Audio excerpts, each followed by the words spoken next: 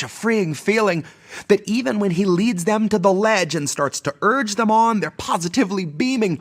They were told that they were on their way to save democracy, so even as they plummet, they just gloat. They don't consider screaming. And halfway up the cliff, the shepherd's cozy little mittens wrap around the staff of shattered human hopes on which he's leaning. He shows the gentle grin that used to stir your inner spark, and he says, "Not me, us," as he gestures to the oligarchs. He knows that if he runs, they're going to stop him like a stolen car. And he'll easily surrender because it bought a lot of time for laying mines in all the grassroots. Suddenly, the tiniest of movements gets you blown apart. Suddenly, you're in a play that's set on an election day and voting for the fire, unaware you're playing Joan of Arc. Suddenly, the shepherd pulls the rug and slips a hood across your clueless mug and everything goes zero dark. I'm gonna warn you once more before it's 2024 and you fuck around and find out who your heroes are. To take a step back from the herd and you'll learn that you can spot who all the shearers are. If you really want to know the product that they're selling, I can take you where the mirrors are. If you think your voice is finally ready, I can tell you where the lyrics are. I hid them in a box I had to bury neath the cobble when they carpet bombed the promenade and raided all the street bazaars. Now all we've got's the marketplace, and you're too broke to even bother asking what the options for your treatment are. Suddenly, the raw debris of homeless human dignity will find it has 100 teeth for every badge and sweeper's arm. Suddenly, they speak in solidarity and each is armed. Suddenly, the sheep can see the shepherd for his truest form and all pitch in at once to help him buy the farm. And now it's zero dark. And all is calm and peaceful save the distant wail of sirens that approach beside the flames of dawn. Suddenly, the carrot's just a string that's on a stick, and all your movements make you sick because the prize is gone. Now, we could go and flee into the forest low and meek, or we can exercise our right to feast and go and graze on Biden's lawn. 'Cause he's been sowing seeds that seep a toxin out to sap a bit from each of us and keep on leeching decades after Biden's gone. So regardless who they summon out of hell to come and do the job, it will not feel like Biden's gone. But in that time of hopelessness, you cannot trust the shepherd when he once again comes asking you to humor him his siren song. And it's cute that you can innocently, honestly assume that's just a symptom of a system that was wired wrong, and not the standard feature, basic function, primary objective of a mass hypnosis firebomb. You don't need to know the words to cry along. Someday it'll hit you like an officer who pistol whipped their ride along. Broke his jaw and kept his job and kept it moving right along. That voting isn't red or blue or black or white or right or wrong. Voting's like a firing squad where you can choose the firearm. It's slow extinction by and large. It's Super Tuesday supercharged. It's all your futures, roots and all, just tossed out on a garbage barge. It's everybody dropping out to push the biggest oligarch. It's everybody voting fire, registered as Joan of Arc. Give me 2 and 20. Humor me my humble talents. Let me weep a little bit too openly for those we're leaving hungry, hanging in the balance. Hanging lifeless in the eagle's talons. Wrapped in lines a dozen times around their local food drives just to find they're only serving heaps of mayo peed up by the gallon. With a hearty double scoop of Biden's word salad. 'Cause Joe's prepared a couple words in no specific order to commemorate imaginary victories, and it must be a taste that you acquire from the Democratic palate. 'Cause I find nothing pleasing, sweet, or nourishing, or valid. But here comes Jordan Chariton and all his stunted clones to take that tired Democratic tune and put it to the music of a patriotic ballad. Something that inspires you to cough up $20 and vote for 4 more years of civil servants telling you you're greedy because you didn't cream your jeans to see their flaccid snail-paced climate action. Well, I'm sorry I was not impressed enough to go line up to get my turn to chug directly from the liberal vat of brunch relaxin'. I'm sorry I still have a scrap of morals, so I couldn't sleep at night to know I led the working class into the slaughterhouse through promise of a greener pasture. Actually, I take it back. I'm never sorry. I would rather eat my fucking tongue than write a word that served those greedy bastards. So I guess that the fundamental difference in what all too often passes as a journalist is just how swiftly some will seek to satisfy their masters. And by some, I mean the only ones they tell you truly matter. I mean the only ones they don't outright erase or bury under peals of laughter. I mean, the only ones who speak a truth that we may not embrace until we're in too deep to hope escaping our disaster. I mean, the ones who seek to break the spell and try to name the casters. Who shouldn't need remind you they have numbers and addresses and are each of them disgustingly deserving of the kind of mortal fear the roar of riot brings and blesses. With conviction like a pastor, we didn't start the fire, but we came to fan the downfall faster. Give me 2 and 20. I'll be sharp and quick and funny, then I'll scream myself bloody when you play that fucker backwards. All the world's a stage, and the theater's belching flames, but really, what's more entertaining than a playhouse full of lively actors? Smoke gets in your eyes like a diversion tactic. Tacitly you lapse a little, lax your guard, and last thing you'll remember is your faction being fractured and dismembered into fractions, flecks, and fragments. The last thing you'll remember is an ugly dream of fascists filling every fucking cabinet. The last thing you'll remember is the travesty that Amnesty's Assange support was just the side of abstinence. The last thing you'll remember as a member of an audience that never pays attention is the overwhelming feeling that regardless you're all captive in the captured sense. So none of you can notice if the words that you hear spoken don't match up to what the caption says. In the end, the greatest coup was folks like Jordan using you till you think revolution's waiting just beneath the surface of the tar pit that our democratic status is. In the end, the sound of all these propagandists buzzing, from their hottest steaming takes to imperialist sweet nothings, will all metastasize into a static cyst. And once you see the obfuscation calcified before you, you might look at it a moment and think, how could we let that exist? How could we...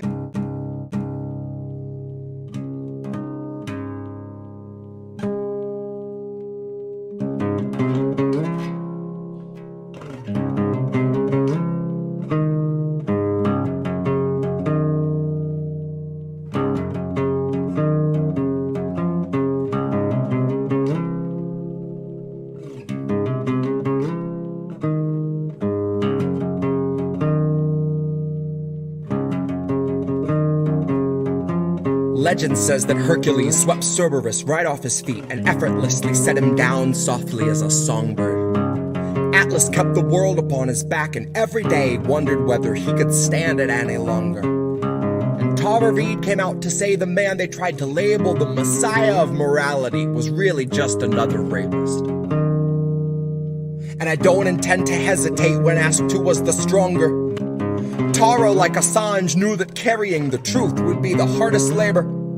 Tara knew that her assailant wasn't gonna make us any safer. And knew he's just the type of man to hand a decent foreign leader US-printed walking papers. And knew he'd be relentless and aggressive in the war he'd wage upon her very character.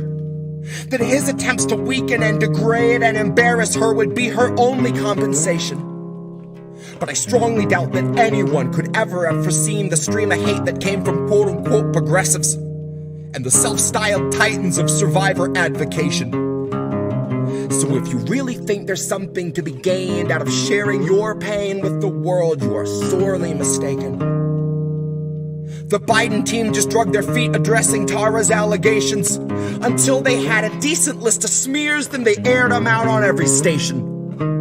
And it turns out no one wants to hear the truth of who they praised as being worthy of such bloated liberal celebration. That no one wants to really know the person they've so valiantly defended, even when it meant they had to gloat and shit all over someone braver than they'd be if given the occasion. Now cue the faceless comment squad invasion. Cue those fuckers crawling out the woodwork to come analyze the way you wore your hair and what you wear. Like your appearance waives your rights, or that somehow you're the reason for your situation. Somehow they've decided you should bear responsibility for what such monstrous men insist on doing. Somehow they're deluded by the empty, hypocritical, and useless fucking platitudes that bastard keeps on spewing. And I think it's very telling that the best of their excuses when they try to come and justify our president's abuses is a hearty butt Trump. In which case I'll remind you that you never saw the news attempt to sell us Donald Trump like he was morally upstanding or a decent human. But when Joe says something bigoted or ogles someone's little kid, CNN says, isn't this refreshing? Biden's like a mix of JFK and FDR with all the finer parts of Harry Truman. Christ, I know that they don't think that we're the brightest, but at least pretend we got a couple lumens. Ask yourself if you have ever questioned what they fed you, or do you just shut your eyes and then consume it? And now ask yourself if you ate every one of Biden's lies under guise of harm reduction and the promise of a slight improvement. And now imagine long ago that Biden chose to show you who he really was by traumatizing you for his amusement. Now imagine that you watched him touch a Bible with those filthy hands, and then assume the power of the highest seat in all the land, of knowing your attacker wields a global coalition born of three-letter agencies who'll make a life's mission out of trying to discredit you through lies, damn lies, and collusion. Big tech is never gonna separate from our surveillance state. Fuck's sakes, they're just a breath away from total fusion. So there will come a time where even if you see the light, your voice will never reach the sky through all the bots and all the noise pollution. So trust us when we tell you that the masking of abuses is perhaps this country's oldest institution. And I know nothing nobler than facing it in honor of the truth when you know that the people holding power have been neutralizing truth since there was wet ink on the Constitution. So know that Tara's truth is something crucial to the movement. And if you see yourself a partner to the revolution, help this country see through all the baseless propaganda through the crux of Joe's illusions. And recognize that Tara Reade gave everything she had so she could tell us what the truth is. Recognize the decent thing to do when someone bares their soul and shows their bruises is not to ask for context or offer up your own solutions. Your job is just to listen with an honest mind and put yourself on Tara's side a moment so you understand the path she chooses. That there is no instant fame worth the dragging of your name. And if that's what you think, you've a lot to learn about the kind of facts the mob can handle and the kind that it refuses. You've a lot to learn about the news and all its many uses. Guess you've yet to learn the truth the news will serve as fruit from which they've squeezed out all the juices. And we all eat the husk and just pretend it's full of nutrients and isn't really useless. But the jaws of our ability to yield accountability are absolutely toothless. They won't ever tell us where the bodies are. It's on you to recognize the lechery our president so regularly oozes. It's on you to muster up some honesty and ask yourself how Biden won your trust, but it's America that loses. Open up your eyes and learn to recognize the bruises. Open up your eyes and learn to recognize the bruises.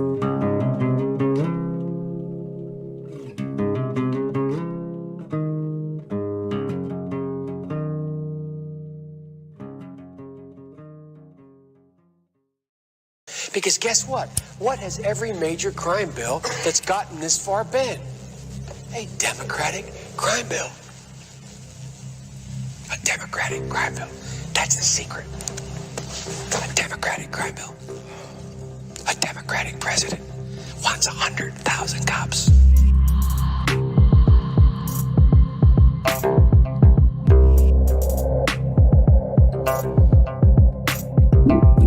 In the end that it's just a crapshoot. Who denounces the true you versus who backs you. Knowing you would skin the poor to make a tracksuit.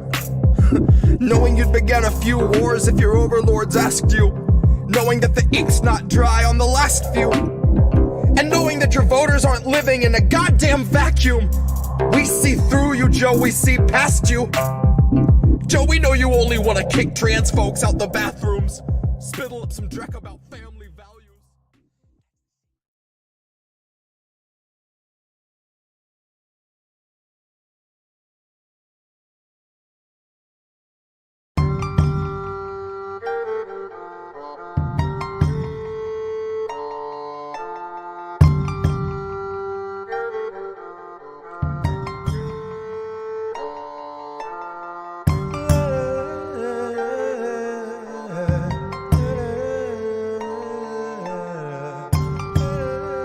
everyone. Welcome to the Politics of Survival. I'm your host, Tara Reade, and I have one of my favorite investigative journalists in the world, and I know he's probably one of yours too, Kit Klarenberg. He has been working with independently, but also with the Gray Zone, with his own work on Substack, with RT, with Sputnik, with other consortium news, all kinds of outlets. He's for years, and he's been uncovering the intelligence communities, attacks and censorship of independent journalism. So welcome, Kit Klarenberg. So happy to be here, that you're here.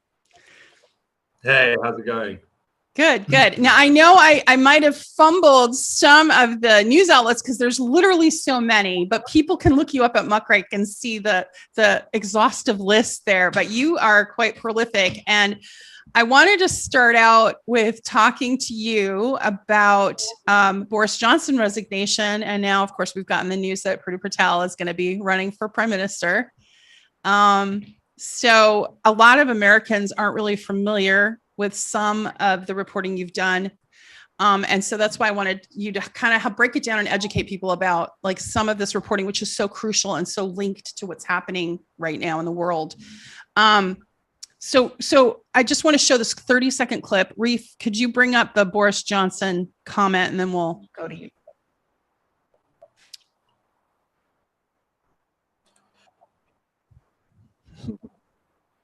Putin's aggression in Ukraine. And let me say now to the people of Ukraine that I know that we in the UK will continue to back your fight for freedom for as long as it takes. And at the same time, in this country, we've been pushing forward a vast program of investment in infrastructure and skills. Go ahead and cut it there, Reef. All right, thank you. So Kit, I just wanted your feedback on the recent events of the last few days, especially on the heels of some of your reporting. Sure. I mean, I think that, Boris Johnson's resignation, it seemed to come out of nowhere, and it seems it was something that he was fighting. I mean, the knives have been out for him behind closed doors for some time, from both the deep state, but also elements within his own party. I think that he's significantly disliked for not having delivered a kind of Singapore on Thames type Brexit deal, which was the kind of promise upon which he was elected. And yes, he was supported in this by some very shadowy, dark forces behind the scenes who are willing to engage in a variety of underhand, undemocratic tactics to get him into Downing Street. And I think that within the kind of 2 years of him being prime minister, and yes, failing to which was basically, it was what the proposition was basically impossible. Like you're not going to be able to emulate an effective city state which is highly repressive in England. The working class just wouldn't have it. And so after 2 years of kind of limping on behind closed doors, people like Richard Dearlove and some of the members of his right-wing intelligence cabal, which we'll get into, were openly saying, well, we need to get rid of this guy. They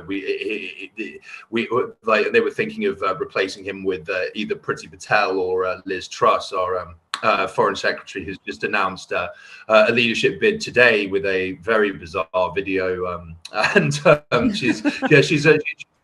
Truss is quite the character. Like she gained some kind of notoriety a few years ago by this very, very strange speech where she was boasting about how she was going to personally sell cheese to the Chinese.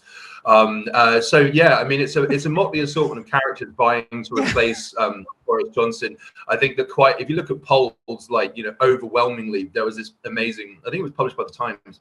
There's this amazing poll that was talking about how it was listing the kind of public support for the various kind of potential and confirmed candidates in this, and it was I think Rishi Sunak was the highest, 13%, and then overwhelming in terms of public support. And then people saying none of the above and don't know was almost 50% in total. So quite clearly, wow. I mean, I think that whoever replaces him is stepping into quite the Pandora's box opening, I think, because you have rampant inflation. It's going to get worse as Europe pivots away from Russian energy or attempts to.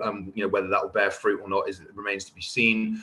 And I think that, yes, that the the UK has been at the forefront of arming Ukraine and kind of pushing for Ukrainian victory. I mean, I strongly suspect with, you know, the Russian advance continues, but, you know, come autumn, when we're meant to have a new prime minister, it could well be over. You know, recently a senior Ukrainian military official announced that they were going to mount a major counteroffensive in the south and the east of Ukraine using 1 million people. I'm not sure where they're going to get all of these troops from. It sounds like a little doolally and impossible to me. Maybe it's just another bid for more weapons and funding and whatnot. But yeah, I mean, it was recently reported that they're going to start conscripting women into kind of frontline combat roles, which is, I mean, I think it says something about the kind of the level of destruction that's been rained down on the Ukrainian military. Absolutely, absolutely. And we're going to come back to Ukraine, but I wanted to bring up your article that you did with Max Blumenthal just recently that I read. And personally, and this is my opinion, I think it's award-winning. But here's the headline for our audience, so you can see it in the link. And we also, Kit, have your links so they can read your work below. So we're on YouTube, Rockfin. Sometimes my YouTube gets taken down. Like I had all my videos taken down 2 weeks ago, and then I got them all back up except one on censorship. Ironically, that appeal didn't go through. So a lot of us are having trouble here in the States getting YouTube. Yeah. But so it kind of links into the subject matter of the article. So could you talk a little bit about this work that you did, which is just stunning. And actually this article I've read twice. I really appreciate your work, Kit, and Max Blumenthal's. Could you talk a little bit about this and kind of lay it out for our listeners who may not be familiar with it? Sorry. Yeah, well, no, thank you very much. It's enormously kind of you to say. It's, you know, more praise than I'm used to, and more than I deserve, I think. But in many ways, I mean, essentially, we at the Grey Zone came into possession of a number of leaked emails that were sent to and from Paul Mason. Now, I'm not sure if your viewers are familiar with him. If not, then they're quite fortunate, I'd say. I mean, he's this very prominent British left-wing, well, ostensibly left-wing journalist who was a kind of veteran BBC and Channel 4 reporter, very prominent, and but then he quit to kind of enter activism, like kind of full time, because you have to be neutral if in theory if you work for major broadcasters, although in practice that's never the case. And so he became a very prominent supporter of Syriza, which was this upstart left-wing party in Greece, and Jeremy Corbyn, when Jeremy Corbyn became Labour leader in 2015. And then, he seems to have taken rather a different path recently, and particularly since the war in Ukraine broke out. He has been an aggressive tub thumper for direct NATO intervention, has viciously attacked anti-war, anti-imperialist left-wing journalists, activists who've been opposed to arming Ukraine or any further escalation of a conflict that could well turn nuclear. And yes, it's a very, very fraught, sensitive issue. Yeah, I mean, he's specifically gone after the Stop the War movement in the UK, and indeed, Jeremy Corbyn and his supporters, which is a very strange kind of volte-face, as it were. But I mean, I think that yes, that he created a lot of bad blood on the British left. So when we uncovered these emails, which were documented how he was on behalf of British intelligence, it seems, creating maps of Russian influence in Britain, which included the Young Socialist Alliance, Mint Press, Jeremy Corbyn, Diane Abbott, who's a former current Labour MP, kind of former prominent Corbynite shadow cabinet member. And so I think that people weren't actually that surprised. I mean, they were quite shocked and quite clearly. Yeah.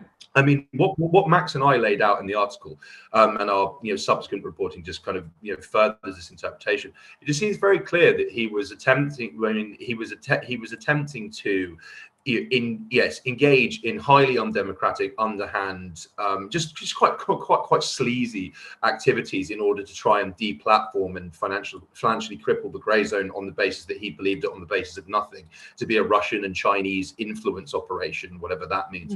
And so, yes, he in collusion with a kind of long-standing British information, Foreign Office information warrior called Amal Khan, who's connected to the National Security Council in the UK, which is this kind of den of spies. They coordinated, attempted to put together a Victims of Grey Zone Memorial Foundation type operation, where they reached out to people that we've been critical of in the past to put together a complaint that would be submitted to official bodies in the hope that the grey zone would be officially investigated and action of some kind would be taken against us. I mean, it was very harebrained, because I mean, quite what British authorities can do about a website based in the US, none of whose contributors are based in Britain. It was, yes, but very, yet, very, let me interrupt you 1 second. Like, I mean, you say that, but what came to mind immediately for me was Julian Assange. I mean, Julian Assange is Australian, and he's not from the US, nor I think he's visited once, and yet he's in Belmarsh prison, and now he's going to be extradited by the US under the Espionage Act. So, I mean, I don't want to interrupt you too much here, but I just want to, can you talk a little bit about how this might affect English journalists or any journalist, Irish, whatever, Great Britain, Scottish, in general, Western journalists, this kind of thing?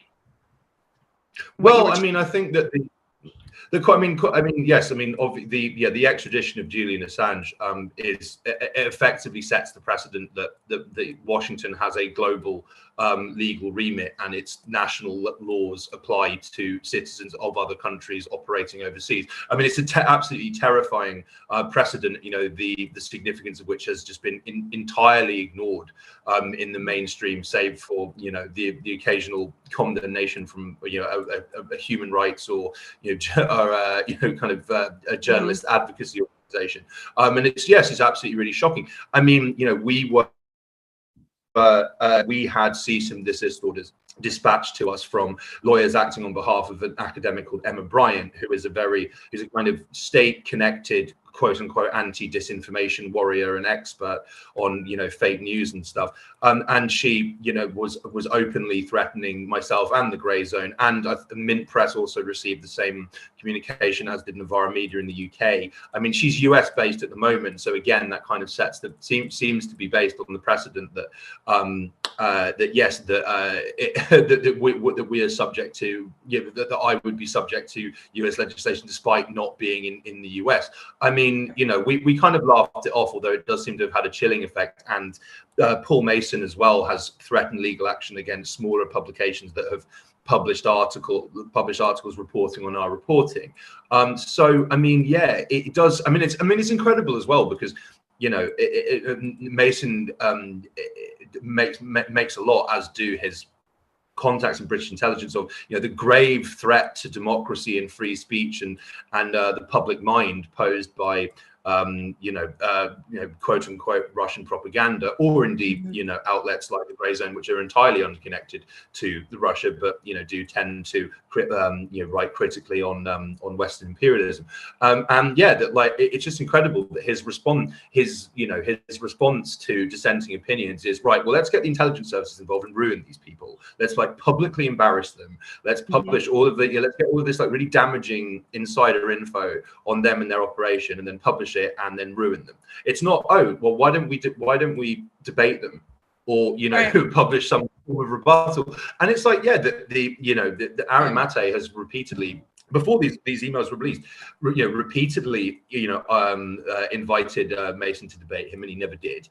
And I mean, there's a very very striking excerpt in one of the emails where Mason kind of laments the emergence of an anti-imperialist identity, which he feels that will spread across the left like wildfire, and to which liberalism will have no response. And I think that's a lot more revealing than he intended. Is that fundamentally, the established liberal narratives around stuff such as the conflict in Ukraine. It's black and white, good, but goody versus baddie, like just very basic, kind of almost like childish, and also very self-serving, flattering, narratives. The West has this monopoly on decency and morality and civilization, and that that our particular model is the highest aspiration of mankind, and therefore it should be exported abroad, one way or another. Whereas, like, what the anti-imperialist position is that yes, that our rights and freedoms and standard of living in the Western world have historically and continue to this day be based on exploitation, slaughter, and oppression abroad. And yes, like, liberalism has no response to that at all, which is why we get branded Assadists or Putin apologists for not buying into these binary, simplistic, and misleading narratives. Mm-hmm.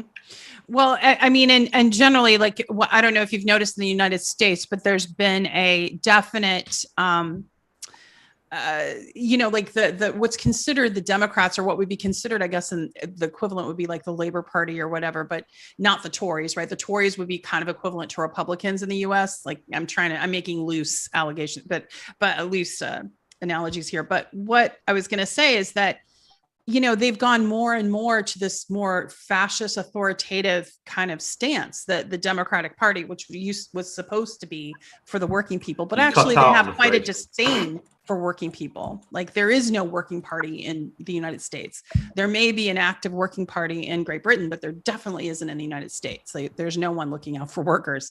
They try to keep it in this duopoly that's controlled by our corporate interests, and that's it. And I see it kind of jumping over to your over the pond, basically to Great Britain. And I wanted to bring up, Reif, if you could bring up your article that you did. It really laid it out well. It's on your Substack, about how well you laid the foundation for the Ukrainian war, how that happened.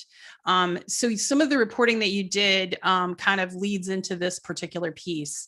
So if you could kind of go over that and explain the correlation between the reporting that you just did on intelligence community, and then how they laid the foundation for this proxy war against Russia. Yeah, sure. I mean, I think that I wrote that article on meddling in Ukraine because I was so beyond sick of the mainstream media, and indeed people who absorb the mainstream media, like parroting the line that that this war is completely unprovoked, and then acting as if Ukraine is this blemishless victim, of this upholder of liberal liberal values and European civilization against this crusading orc-like barbarian at the gate. I mean, it was actually at the time. It was the fact that the coup, which that's what it was in Ukraine in 2014. 2014 was it wasn't a secret particularly. I mean, it was kind of acknowledged. And there was this, so essentially the National Endowment for Democracy, which is avowedly, its chiefs have openly said on numerous occasions that it serves to do openly what the CIA used to do covertly. It was created by CIA officials in the 80s, and it funds opposition media, opposition parties, opposition NGOs and campaign groups, and they are only active in countries where the US wants to change the government. There's no NED operations in Saudi Arabia, for instance, and so they in the year leading up to the Maidan coup, NED was funding to the tune of I think it was in excess of 20 million, which is a lot of money there. 20 million was a lot then. Yeah, well, I mean, in Ukraine as well, it's an enormous amount of money, and so essentially, it created a shadow political structure of opposition media, activists, etc., that could be activated, as it were, to stir up unrest if the government didn't do what Washington wanted it to do. So in December 2013, I believe, that the Ukraine was on the verge of signing a deal. It was a European Association Agreement deal with the EU, which was, the terms were pretty bad. It would have led to mass privatization And it would have, amongst other kind of horrors, and it would have shifted Ukraine economically and politically from Russia's orbit. Now, Russia offered a far better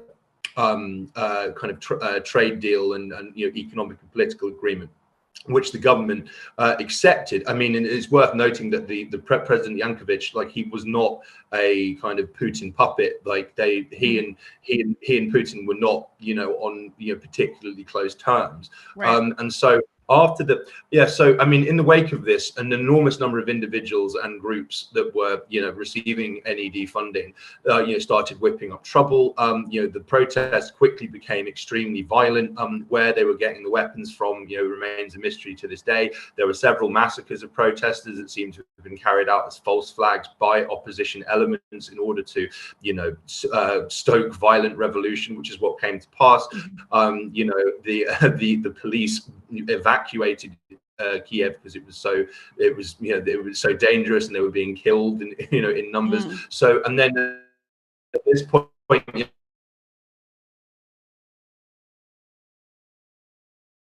one-sided picture of the revolution is this kind of glorious upsurge of democracy, pro-liberalism, of what's happening in the Donbass.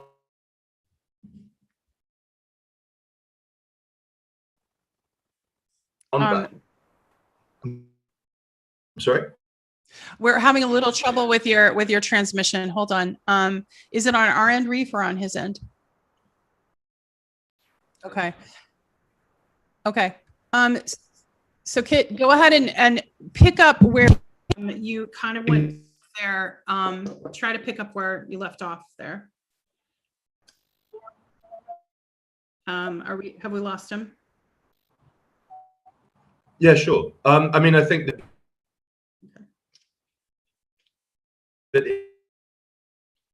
in the wake of the coup, one of the key purposes, or key objections, the war in the east. I mean, yes, in the wake of the coup, there were two, the Luhansk and Donetsk. There were these two quote unquote breakaway regions.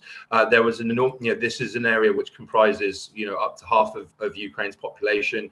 People who for centuries have seen themselves as Russian, or speak Russian as a first language, or indeed only language, and have a kind of familial, economic, cultural ties to Russia just over the border. And so the Ukrainian government began cracking down on them brutally, and in effect, the waging of war, which led to the deaths of thousands of people, many of them innocent civilians and children.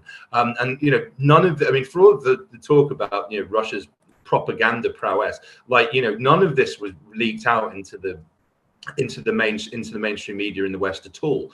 We got this completely bogus and one-sided narrative that this was a Russian war of aggression and Russia invaded Ukraine. That never happened.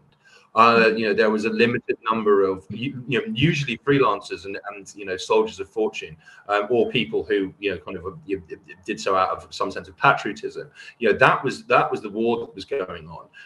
According to UN figures, 80% of the casualties in the years leading up to the war were on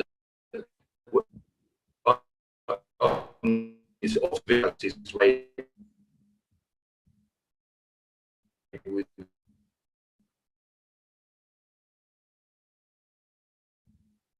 They were carried out by government forces. Leading up to the invasion, the OSCE report.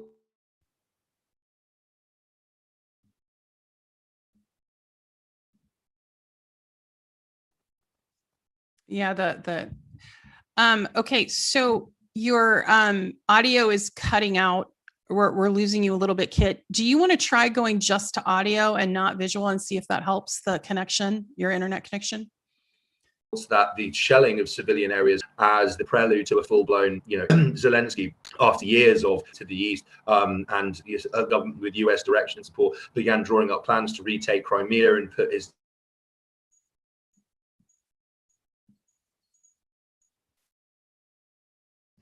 Yeah, I know. Okay, audience, hold tough. We're gonna try to work with Kit to see if we can get his internet connection a little stronger, but stay with us. On an offensive footing. Narrative in the media is like, oh well, Russia's just done of Russia not being listened to. Or, I mean, and yes, and people don't know. Yeah, we're having a little trouble, Kit, with your connection. Can you go to audio only and see if that helps? Yeah, maybe the video stream is what's mucking it up, or it's they don't like what you're saying. So, we're being messed with. Yeah, it's odd. Yeah. Okay. So, yes. Now let's go ahead, Kit, and repeat the last sentence of what you just said, or thereabouts, with Ukraine, what we didn't know, and then see if that comes through. Yeah. So, I mean, essentially, yeah. I mean, I've been amazed by the very positive response that this is generating.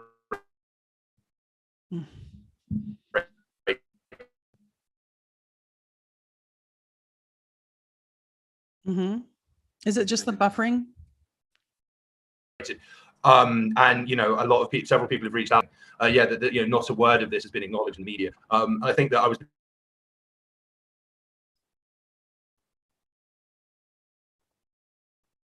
Okay. Particularly in the process of writing, as I came across.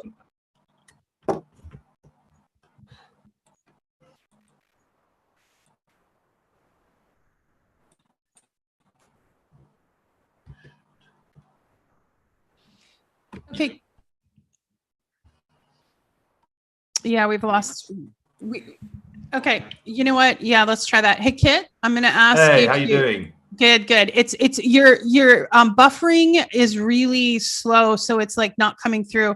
What I was going to ask you to do, could you hang up and then call right back? And in the interim, what I'll do is get questions from the audience, and then we'll get you back on in a second. Can you try that? See if you can get the connection stronger. He didn't answer. Okay. Did he do that? Okay, audience members, I'm going to thank you for tuning in, and we're having a little trouble because Kit is overseas right now and of course remotely trying to communicate with us, but we're having a little trouble with the buffering. So I wanted to ask if there are any questions for Kit or comments that you wanted to lift up. Okay.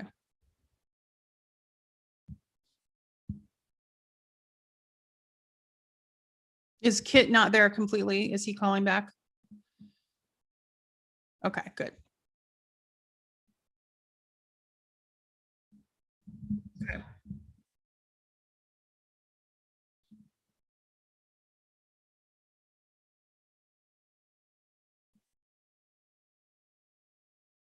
Oh, there we go. Yeah, let's leave it there. Let's start with that question. That's good. Kit, you're back. It says connecting to audio. So hello. There you go. You're back. Oh Christ. Yes, no, I am. I'm not sure how to support of that. You're back. From anyway. So while you were out, I asked a couple of the audience members had questions. One of them asked if Priti Patel was what you thought of her running for prime minister, and if you thought that was really going to happen, and what the response would be. Well, I mean, I think it does seem inconceivable. I mean, she has negligible public support. I think actually people are quite afraid of her, and quite rightly. She's a terrifying human being. I mean, she has announced her candidacy, but I mean, more importantly, the emails that the Grey Zone has reported on note that as far back as kind of February this year, Richard Dearlove, who I mentioned is the kind of the head of this, the former MI6 chief and head of this really disturbing right-wing intelligence cabal, thought was in private emails about how Patel was running a leadership campaign behind the scenes. This is very interesting because she was seen as a kind of arch Johnson loyalist. I mean, You know, I mean, she has an absolutely, I mean, she's pro capital punishment, which is just anathema in the UK. It's just not an issue on, you know, up for discussion for the overwhelming majority of people. She was fired for lying because she conducted secret trips to Israel on behalf that were funded by a key Israeli lobbyist, and tried to, I mean, and if you can even believe it, while she was there, she visited areas of the Golan Heights, which is, of course, illegally occupied by Israel, where Israel provides aid to ISIS fighters. And she was so taken by what they were doing that when she got back to Britain, she specifically requested that UK aid be provided to these medical shelters.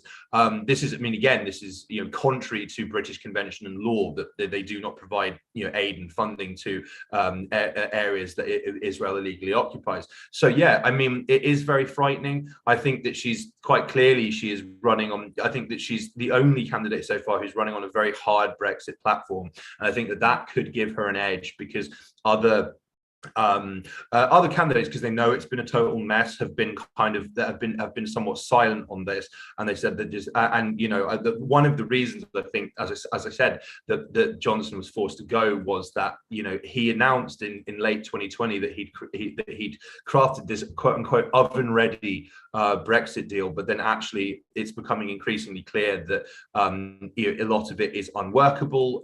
You know, a lot of the rules as well haven't been enforced, so there are effective restriction. You know, all imports coming from Europe are meant to be subject to extensive checks now. There's no kind of free movement of goods anymore. But this hasn't been enforced because it would create an enormous backlog and it would lead to empty shelves. Although, you know, we've got quite a few of them already anyway in the UK. Yeah, we do.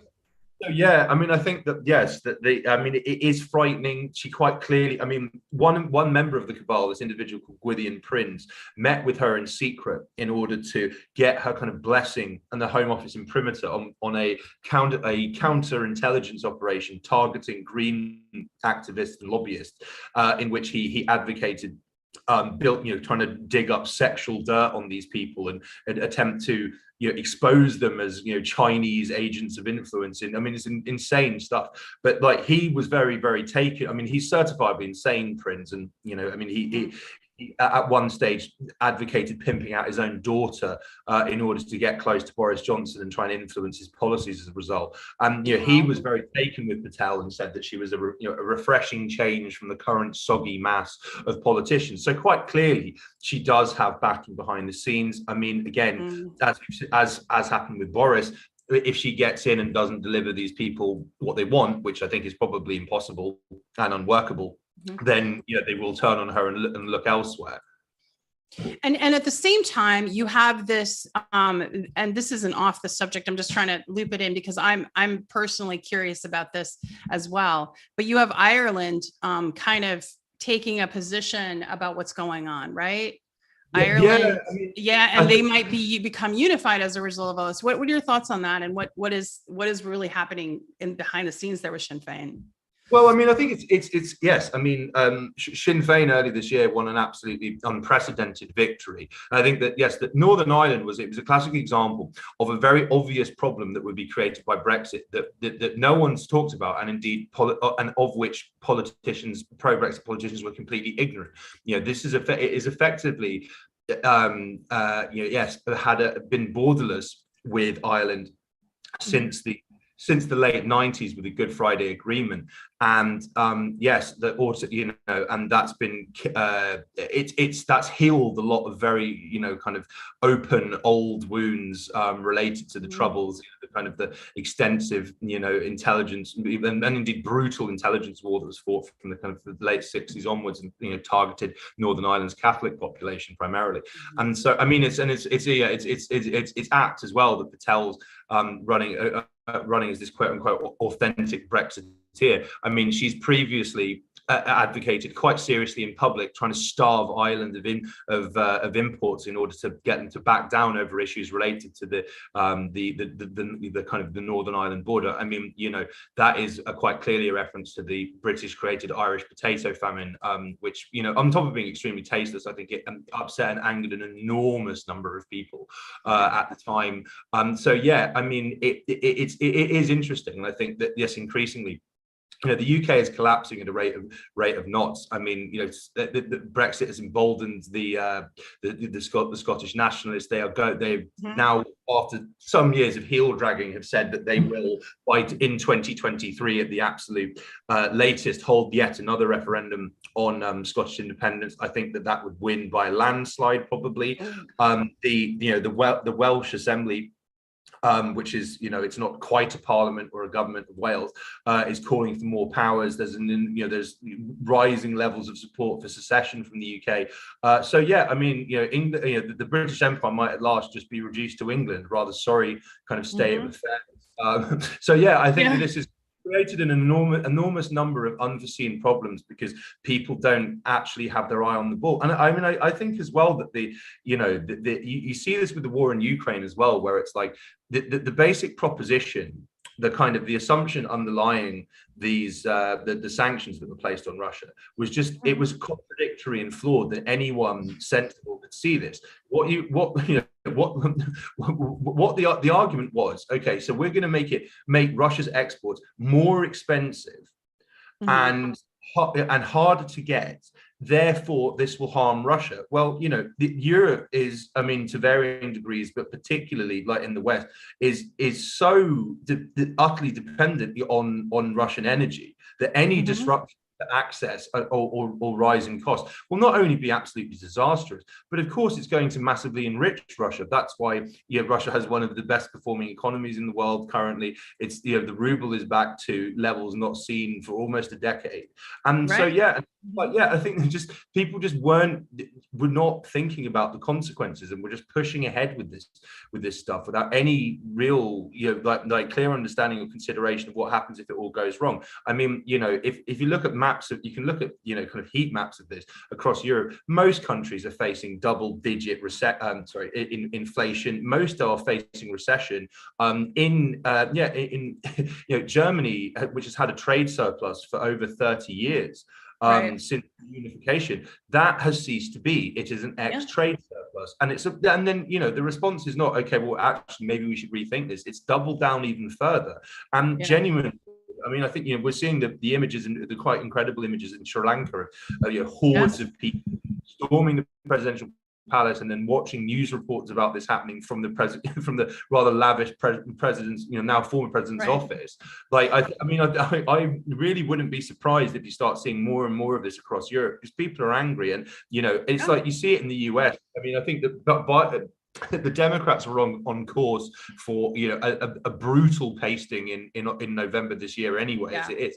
And I don't think the argument that, oh right, well the reason that the reason that you can't afford to eat is because of Putin is going to cut through, but not when you have untold hundreds of millions and billions in totally unaccountable weaponry reaching Ukraine. No idea where it's actually being used, what it's where it's going.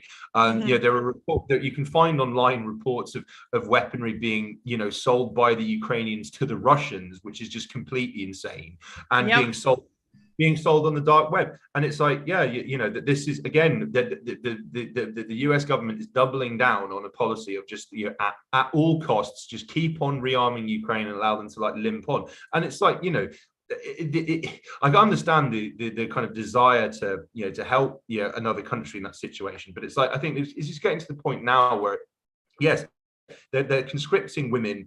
Troops are effectively what troops remain are effectively cannon fodder. Numerous battalions and troop contingents are refusing to fight because they have no support, and it's a suicide mission.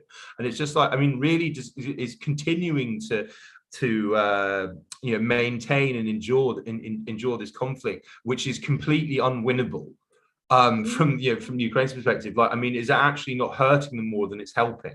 But no, there's zero consideration of this.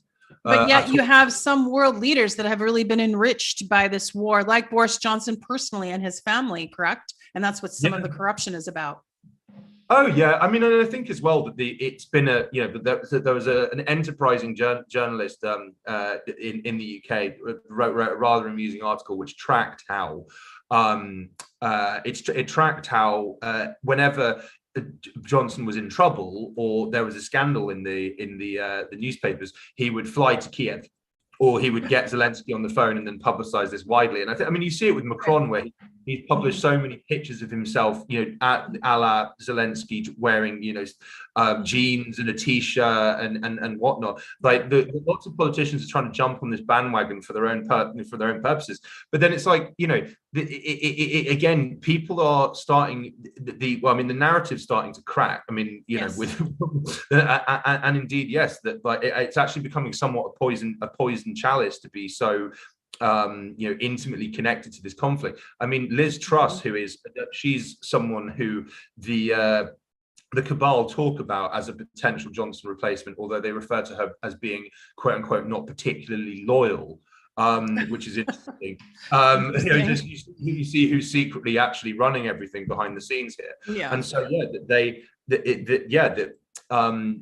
Liz Truss has said that she will effectively back direct British intervention in the war, which is, that's World War III stuff.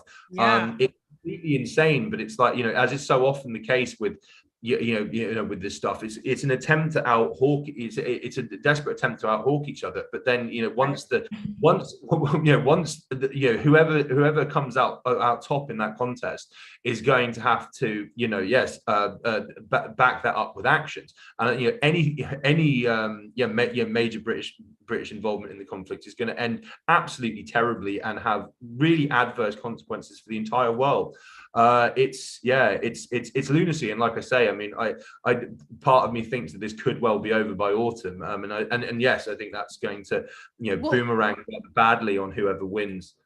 I want to believe that it'll be over by autumn, but I'll be honest. I mean, I think that they're making so much money, weapons manufacturers like Lockheed Martin, and these are American companies, Raytheon with British ties though, and other, weapon manufacturers, and of course there's British companies making money too off of this, but with such an incentive where their profits have literally quadrupled and quadrupled in 90 days, 120 days, how do we end this before September? Because no one is discussing diplomatic inroads or diplomacy. All they're talking about is escalation of weaponry and wars and giving Vladimir Putin and the Russian delegation cold shoulders to not even have discussions. So, I mean, I guess for our audience, there's been a lot of discussion that we might be getting marched to, unwillingly to World War III, a global conflict. Do you see that happening, or do you really think that there's some way that, this can all end in the fall? And how would that look? How do we get there? Well, I mean, I think that one of the things I've found interesting, but also quite disturbing, is that where I am in the world right now is the former Yugoslavia, which is there's that famous Churchill quote, which is the Balkans create more history than they can consume. What's interesting is that there has been an upsurge in the Western troop deployments to Bosnia, and but before the conflict in Ukraine started, there were numerous NATO officials who were specifically talking, saying that, like, oh well, just like Ukraine, Bosnia has a right to choose its security arrangements, i.e., is free to join NATO. And that's at a time when the issue of Ukraine's NATO membership was such a sensitive flashpoint. I think it was very clear that this was being talked up as another potential theater, or kind of another stick to prod the bear with, as so to speak. And I think that yes, that there is now an enormous number of British and German troops stationed in Bosnia. The calls for it to join NATO have intensified. There is talk, just as a brief bit of history, Bosnia is effectively two or even three countries that's wedged into one. There is the kind of unofficial state in its borders, which is the Republic of Srpska, which is the Serb majority area, where there is an enormous amount of affinity for Russia. They're seen as a kind of a protector that's preventing their country and their culture being subsumed And they support for joining NATO is literally 2% of the population in the last poll. So I mean, I think that it's certainly something to watch out for. I think that there is an increasing acknowledgement that actually this is going really badly and that this is unwinnable. I mean, several senior, current and former military officials, which again this has gotten no traction in the media, who've said that yes, that Ukraine is losing and badly. And that we need to rethink these things. I mean, I think that yes, that from the safety of Washington, which is effectively uninvadable, and that it's all well and good to particularly when you're raking in money from major defense contractors, and they are funding your election campaigns. It's very easy to say, oh right, well yes, let's just send even more rockets, even more kind of missiles. And maybe even some tanks and some jets into the mix, because hey ho, what have we got to lose? I mean, I do think that there is the prospect that Ukraine could just collapse. I mean, their economy is non-existent now. Particularly the loss of the Donbass is that's about 50% of their GDP gone as it is. It's where the major mines and the resources are. And so I mean, it literally could just be the case that they just collapse. But then equally, yes, there are enough people who have a vested interest in keeping this going, who might find some way to extend it, might find some way to grow it in other regions. And I think that there was the Serbian president made a speech the other day where he talked about how Kosovo, which is another area which is another kind of potential flashpoint. He stated that he had reason to believe that there was going to be an attack on the Serb minority in the north of the kind of quasi largely unrecognized country of Kosovo, starting in October. So again, that's another thing to look out for. And again, that's a part of the world where Russia has enormous levels of support. I've traveled around northern Kosovo. There's pro-Russia, pro-Putin graffiti and posters everywhere, and they are seen as a kind of protector of Serb sovereignty and rights in the country. I mean, so yes, I mean, things have the potential to get very, very, very messy indeed. I mean, another potential ray of sunshine, even though it's awful, is I think internal social, economic, and political upheaval in established countries. I mean, yes, Johnson's no doubt in large part gone, or at least to a certain extent, what precipitated his downfall was the fact that yes, there's 10% inflation, which is getting higher all the time. Energy bills are through the absolute roof. People are having to choose between eating and heating. The newspapers are publishing guides to how children can be fed for free or at least cheaply over the summer. I mean, this is, I mean, in an alleged first, one of the allegedly richest countries in the world. I think things could get really, really, really messy. And in that context, the war in Ukraine is going to be kind of off the agenda. Or yes, the Western support will simply collapse. There was a report in the FT earlier today about how amazingly the West is running out of ammunition to send to Ukraine. I mean, whoever thought that?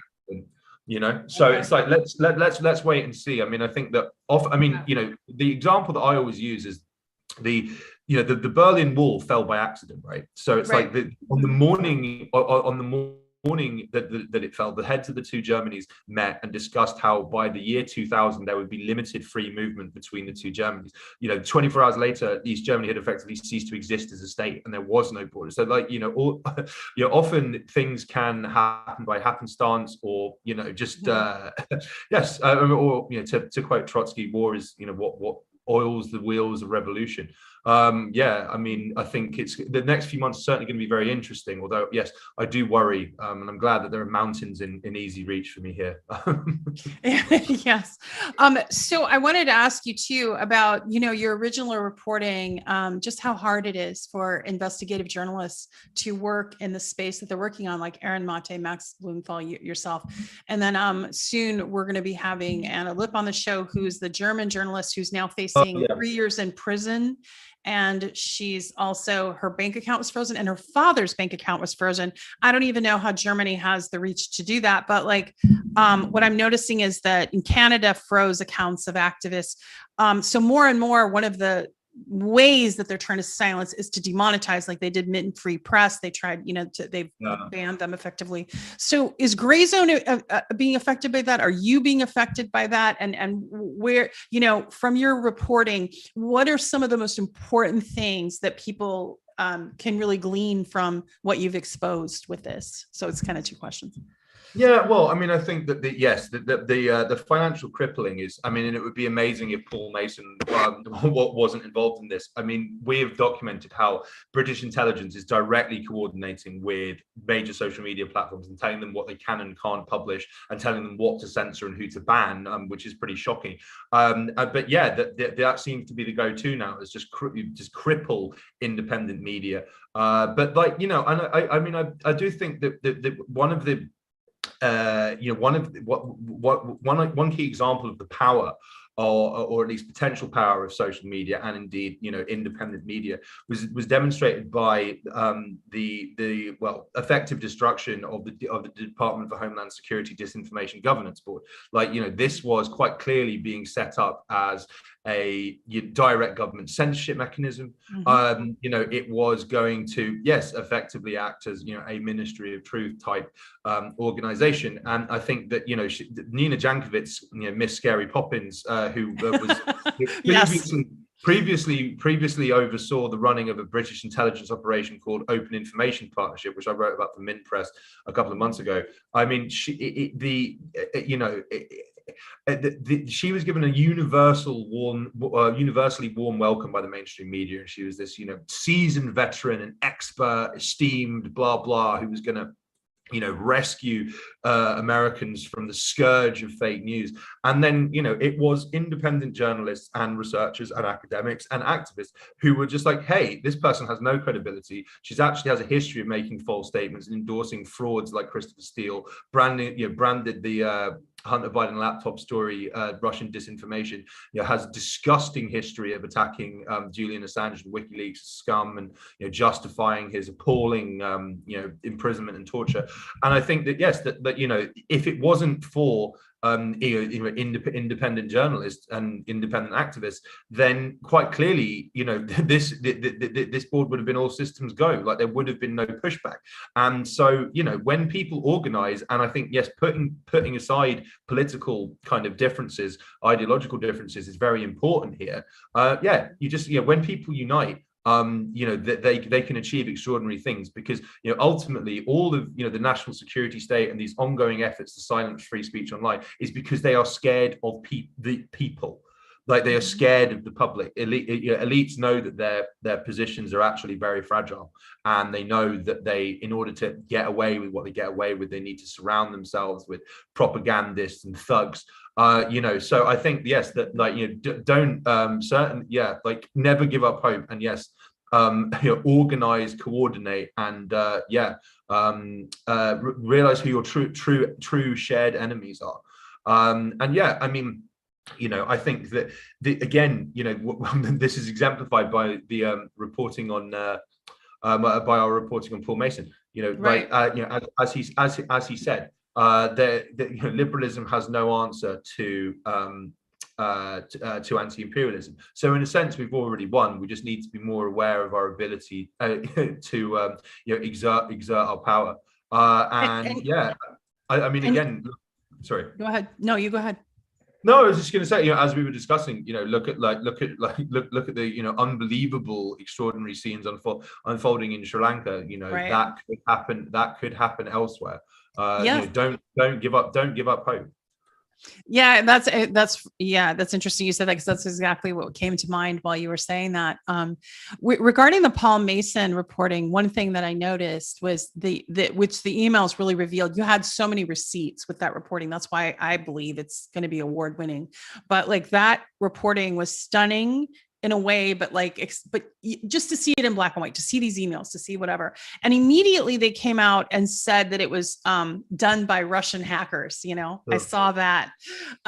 So I know you can't speak to sources, but can you kind of speak about just how investigative reporters are, like, the challenge with that? Like, when you go to this hard work of digging up and verifying sources and verifying information to present those receipts, and then to be brushed aside as, oh, it's Russian hackers or Russian disinformation.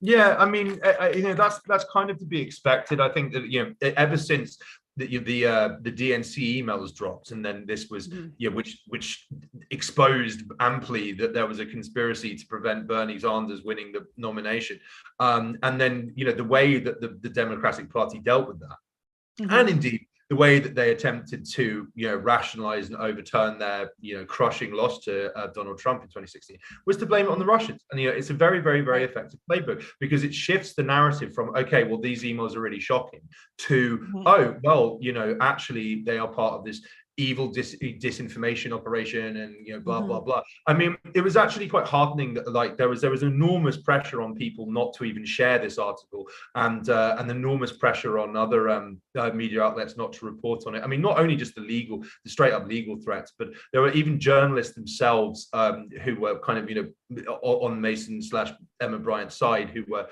trying to bully and intimidate and threaten people into not reporting this. Actually, it's by and large been ignored. I mean, I mean, Grey Zone gets accused of being a Russian information operation all the time, because yes, again, they have no response to our completely factual reporting. So right.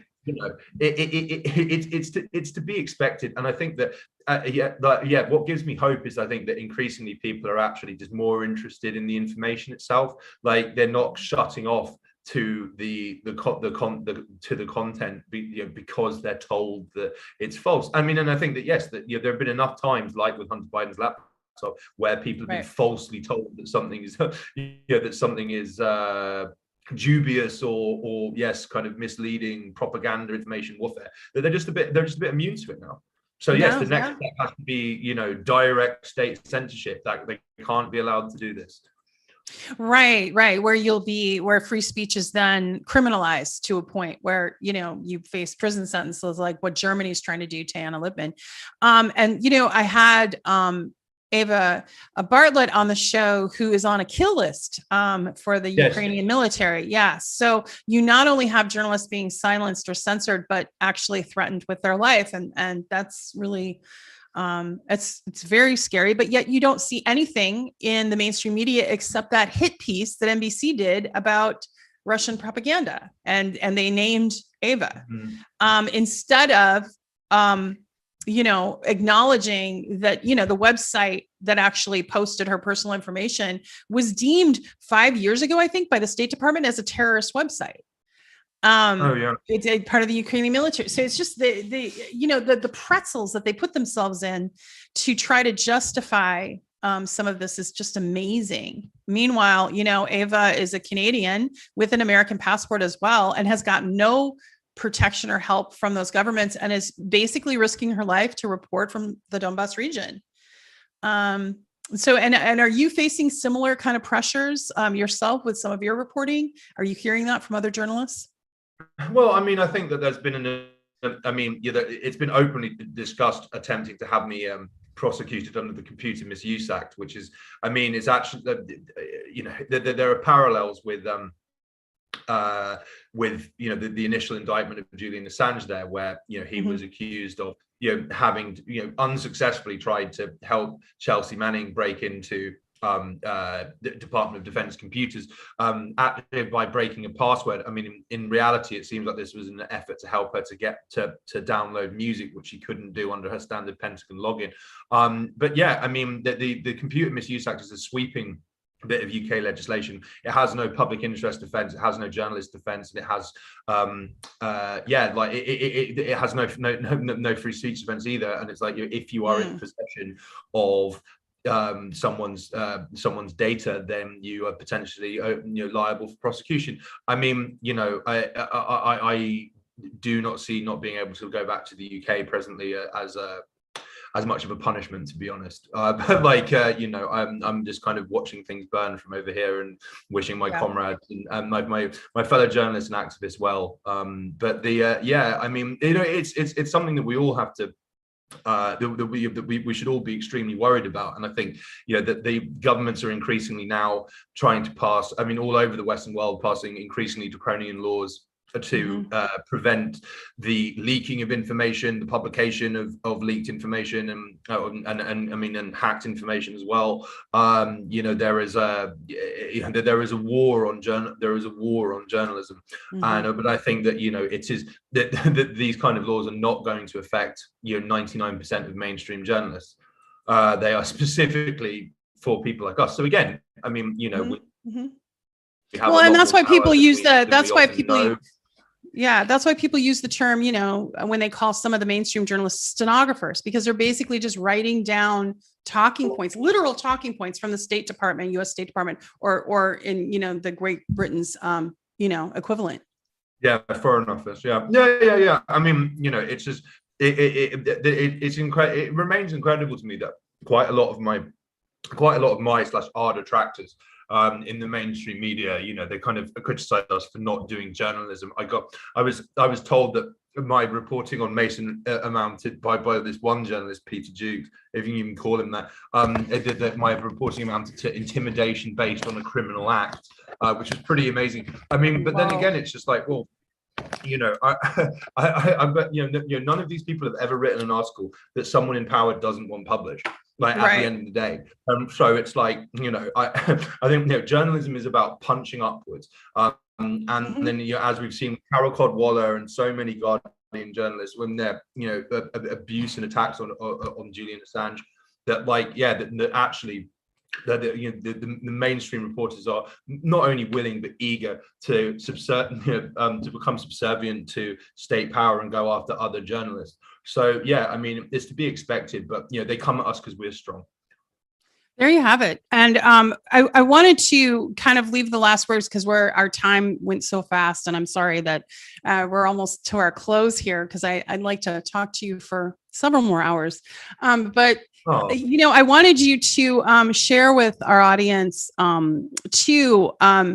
some of your new projects and some of the ways they can find you, but also like some of the new reporting that you're doing, because you are quite prolific. There's always, I always click on you to see, okay, what's he bringing up now? Because you're really helping educate people in a space where we're not able to get access to information. So your work is quite valuable. So where can people find it? And also, what do you have going on new? Sure. I mean, you can find me on Substack, which is just my name, .substack.com. And yes, I'm most regularly contributing to the Grey Zone and Min Press now. We have more to come on Paul Mason, just as a bit of a teaser. Like it seems that he's running for Parliament now, trying to become an MP. That seems to be coordinated directly with British intelligence, which is pretty juicy. And then we're also I also have an investigation coming on how USAID, which is a US intelligence front, is directly censoring dissident journalists and activists online, and that should be out via Mint Press in the next few days. Oh, that's fantastic. That's fantastic. Well, thank you for your time. And we worked through the little tech glitch there with the internet. I know that you're far away from the United States. So sometimes with the internet issues that happens, but I just really appreciate the reporting that you've been doing. I learned a lot from it, and I knew of Paul Mason, but not exactly, to the extent that he was so involved with British intelligence, MI6. And that's really stunning stuff that came out. So I'd encourage everyone to look down here. Audience, please look down in the comments. You can see all the links to Kit Klarenberg's information and his Twitter handle and so on and so forth. So I want to leave the last word with you. Is there anything you'd like to share before we say goodbye? No, not particularly. I mean, I think, yes, I'm extremely grateful for having me on, and I would just like to say to everyone, reiterate again, people particularly when they organize are a lot stronger than they know. So if there's one message to leave on, don't give up, don't give up the fight, because you never know what might happen next. There you have it. All right. Thank you, Kit Klarenberg. And for everyone who tuned in, please like and subscribe and check out Kit's work. I'm going to be watching for it. the Mint Free Press, and we'll be back next week with Wyatt Reade and Anna Lipp. So look for that. Take care and see you next time.